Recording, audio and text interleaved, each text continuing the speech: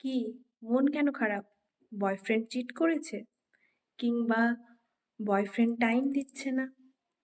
আবার এটাও হতে পারে যে তোমার বেস্ট ফ্রেন্ড তার অন্য কোনো ফ্রেন্ডের সাথে কিংবা তার লাভারের সাথে এতটাই ব্যস্ত হয়ে গেছে যে তোমাকে টাইম দিচ্ছে না।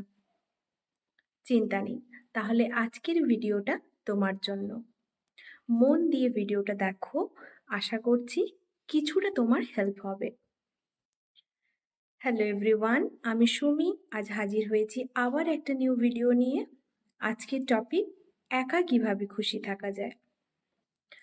আর ভিডিওটা স্টার্ট করার আগে অবশ্যই আমার চ্যানেলটা সাবস্ক্রাইব করে দিও, যাতে আরও তোমাদের জন্য ভিডিও করার আমি অনুপ্রেরণা পাই।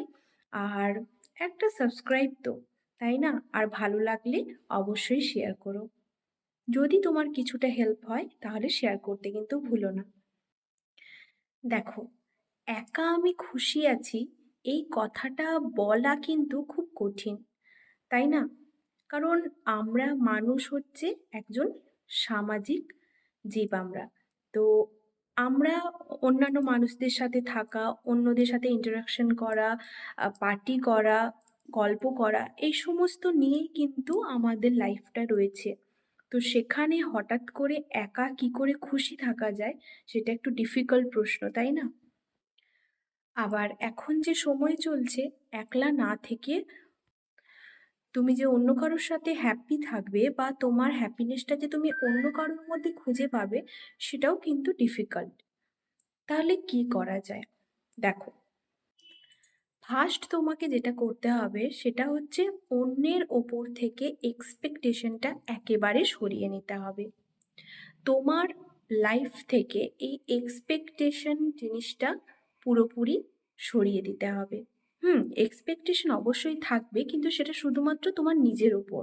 তোমার নিজের ওপর এক্সপেকটেশন থাকবে যে আমি আমার একটা পছন্দের জিনিস আমি করব যাতে আমার মনটা ভালো হয়, বা আমি আজকে মুভি দেখতে যাব যাতে আমার মনটা ভালো হয়, বা আমি ড্রয়িং করতে ভালোবাসি, ড্রয়িং করব।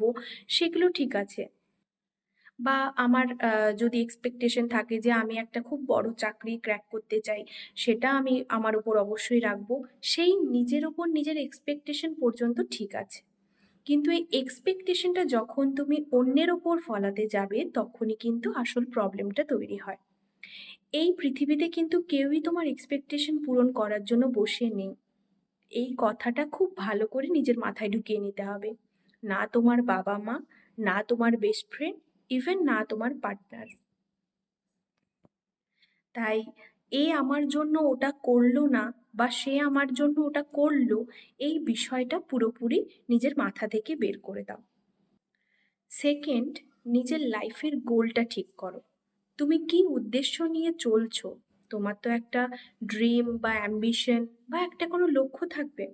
সেই লক্ষ্যটা আগে ঠিক করে নাও, তুমি কোন দিকে যেতে চাইছো। আর যদি সেটা ঠিক না হয়, তাহলে কিন্তু তুমি বারবার রাস্তা হারিয়ে ফেলবে, ঠিক এখন যেমন হারিয়ে ফেলছো। তাই প্রথম তোমার লক্ষ্যটা স্থির করে নিজের পথটাকে ঠিক করে নাও, আমাকে কোন দিকে যেতে হবে। এবং এই পথটা পুরোটাই কিন্তু তোমার নিজের বানানো, তোমার নিজের ডিসিশনে হবে। দেখো, তোমাকে সব থেকে বেশি যে চেনে সেটা হলো তুমি নিজে। তাই তুমি কি পারো কি পারো না, তোমার জন্য কোনটা ভালো, সেটা একমাত্র তুমি নিজেই জানো। তাই নিজের লক্ষ্যটা নিজে ঠিক করে এগিয়ে চলো। এরপর আসি থার্ড পয়েন্টে। তোমার নিজের লাইফের পছন্দগুলো খুঁজে বার করো, মানে যেটাকে আমরা হবি বলি। কারোর গার্ডেনিং ভালো লাগে, কারোর মিউজিক ভালো লাগে, কারোর ডান্স ভালো লাগে, কারোর ড্রয়িং ভালো লাগে। তো সেই পছন্দটা আগে নিজে খুঁজে বার করো, আর তারপর সেই পছন্দের মধ্যে দিয়ে নিজের ভালো থাকাটাকে খুঁজে রেখো। ধরো সাপোজ তোমার ডান্স ভালো লাগে, তাহলে তুমি কি করতে পারো? ইউটিউবে একটা ডান্সের চ্যানেল খুলে ডেলি ধরো একটা, ওই চ্যানেলটার জন্য তুমি যখন ডেলি একটা করে ডান্স ভিডিও শ্যুট করবে, দেখবে তোমার টাইমটাও এত সুন্দর কাটছে আর তার সাথে মনটাও অনেক ভালো থাকছে। কারণ ওই যে বললাম, তোমার ভালো লাগার বিষয় যদি ডান্স হয় আর তুমি ডেলি যদি একটা করে ডান্স প্র্যাকটিস করো, তাহলে অবশ্যই এমনিতেই তোমার মনটা ভালো হয়ে যাবে। এই 3টে যে পয়েন্ট আমি বললাম, এই 3টে পয়েন্ট মাথায় রেখে বেশি দিন না, কয়েকটা দিন তুমি কাটিয়ে দেখো তো লাইফে কোনো চেঞ্জ খুঁজে পাও কিনা। আর পেলে অবশ্যই আমাকে এখানে কমেন্টে এসে জানিও। বেশ, আজ এই পর্যন্ত। পরের দিন আবার কোনো নতুন টপিক নিয়ে আসবো।